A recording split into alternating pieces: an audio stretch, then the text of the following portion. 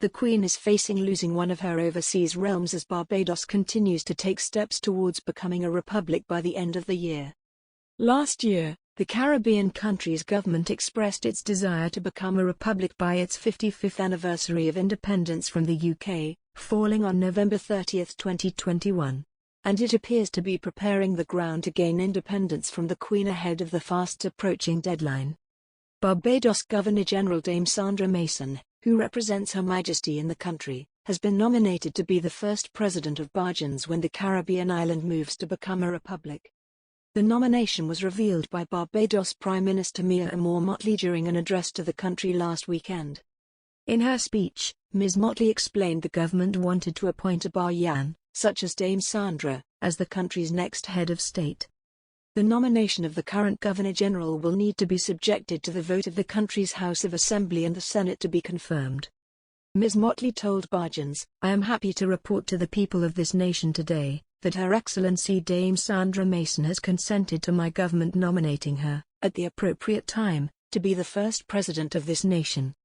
We feel that this is the way we want to go and we want to thank Her Excellency for so graciously consenting in this manner. My people, we have come too far as a nation and what we are simply trying to do is to close the discussion on independence." Mentioning the first Prime Minister of Barbados, Errol Barrow, Ms. Motley continued, "We are not trying to take away Barrow's legacy, as some people fear. Far from that. We are trying to complete his legacy.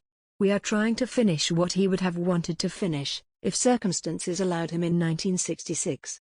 I have every confidence that the man I knew would have wanted to be able to have a Bayan head of state, but we understood then that we were moving a nation from a deep colonial past into an independent future."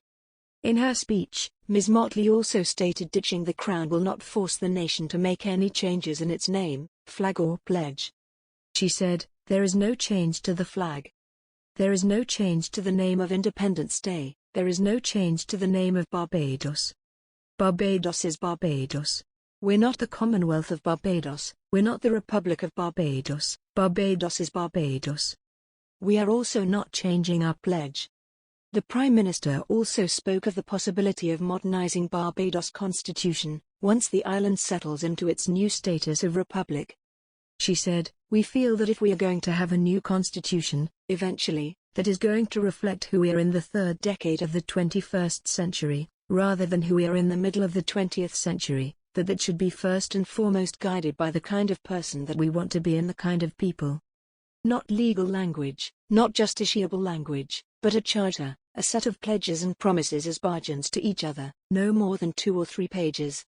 Barbados became fully independent from the UK in 1966, but at the time it retained the Queen as its constitutional monarch. If the Caribbean country goes through with its plans to become a republic, Barbados would be the first nation to remove the Queen as head of state in almost 3 decades. In 1992, the island nation of Mauritius became a republic. In September last year, when Barbados' intention to become a republic was formally announced, Buckingham Palace said this decision was a matter for the government and people of Barbados. The Queen is the head of state of a total of 16 nations, including Australia, Canada, Jamaica, and New Zealand.